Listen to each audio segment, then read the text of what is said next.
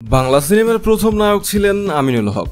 সেটা ১৯৫৬ সালের কথা। এরপর ৬০-এর দশকে রহমান, কাফি খান, গোলাম মোস্তফা, খলিল নায়ক হিসেবে বেশ কিছু বাংলা সিনেমা করেছেন।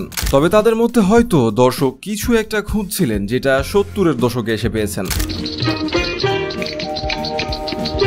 ১৯৬৪ সালে বেহুলা সিনেমা দিয়ে জহির রায়হানের হাত ধরে এদেশের বাংলা সিনেমায় নাম লেখান রাজ্জাক। ৬০-এর দশকের কিছুটা সময় পান তিনি। তবে ৭০-এর দশকের সবচেয়ে জনপ্রিয় নায়কের নাম রাজ্জাক।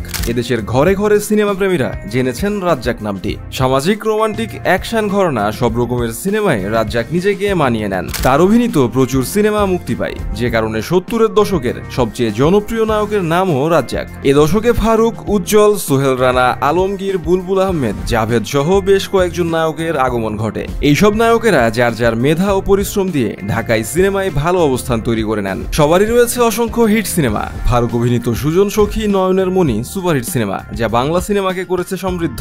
উজ্জ্বলকে বলা হতো মেগাস্টার, তার অনেক সিনেমায় জনপ্রিয়তা পেয়েছে। সোহেল রানা তার অভিনয় গুণ দিয়ে জয় করে নেন এদেশের দর্শকদের মন।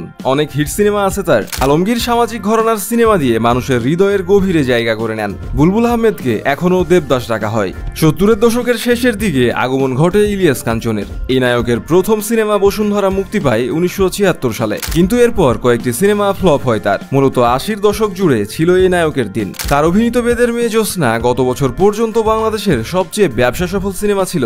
৭০ পেরিয়ে ৮০-র দশকেও ছিল তাদের দাপট। এই দশকের আরেকজন অন্যতম জনপ্রিয় নায়ক জাফর ইকবাল, যিনি নায়ক ও গায়ক হিসেবে সফল ছিলেন। নায়ক হিসেবে জাফর ইকবালের অনেক হিট সিনেমা রয়েছে। জসিম ও ওয়াসিম ঢাকায় সিনেমার আরো দুই জনপ্রিয় নায়ক। দুজনেই প্রচুর সিনেমা করেছেন। তাদের রয়েছে অনেক সুপারহিট সিনেমা। রুবেল অ্যাকশন ঘরানার নায়ক হিসেবে বেশ জনপ্রিয়তা লাভ করেন। ৮০-র দশকে ঢাকায় সিনেমা আরেকজন নায়ক পান, তিনিই মান্না। মান্না অভিনীত একের পর এক সিনেমা মুক্তি পায় এবং হিট হতে শুরু করে। এ দশকে আরো কয়েকজন নায়কের আগমন ঘটে ঢাকায় সিনেমায়। তারা হলেন সুব্রত, অমিত হাসান ও বাপ্পারাজ।